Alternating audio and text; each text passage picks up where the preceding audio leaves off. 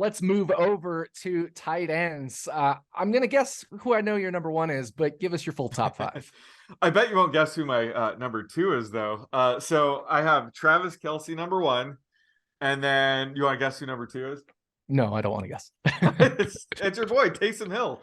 Oh man, Yeah, Taysom Hill, baby. How could you not have him in your top two this week? But George Kittle, Pat Frymouth, and TJ Hawkinson rounding out my top five. I like it. I'm always up for a good Taysom Hill game. So which tight ends are you high on this weekend? I guess Taysom's one of those. Yeah. I'm obviously high on Taysom. Just he has the widest range of outcomes of any tight end we've ever seen in fantasy. So I'm always a little bit higher on him because of that. But the tight end I'm especially high on this week is Pat Freiermuth against the Browns. He's my tight end 4. The consensus has him tight end 7.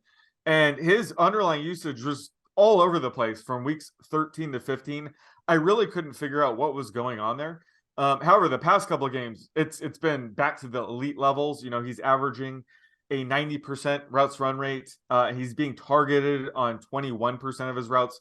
Plus, like I said with George Pickens, I think this is going to be a pretty conservative game plan for the Steelers. So it would make sense for, a lower ADOT player like Freiermuth. He has an ADOT of 8.4 yards on the season, to see an increase in target share in this game. So I'm super high on Freiermuth this week. Like I said, he's inside my top 5. There you go. Any tight ends you are lower on this week? Yeah, I hate to say it, but I'm low on Dallas Goedert. He's my tight end 14 right now. The consensus has him tight end 7.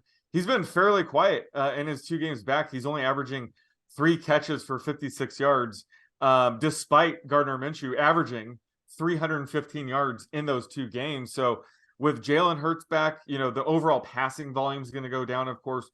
Plus, the Eagles are going to be more run heavy in a game. They're 14-point favorites. So I just don't know how Goddard's going to get here without a touchdown. So, while I love the talent, unfortunately, I have him more as a high-end tight end 2 this week. Yeah, I think that's interesting because this could be a spot where maybe rankers are ranking him a little bit higher just because of the matchup, because the New York Giants are 32nd in defensive DVOA at passes to the tight end position. But it makes a lot of sense that they're going to be much more run heavy. And obviously Jalen Hurts, if he's coming back, that's going to be the big driver for that and a big favorite. It makes sense to be lower than the consensus if everybody else is ranking them up because of that specific matchup.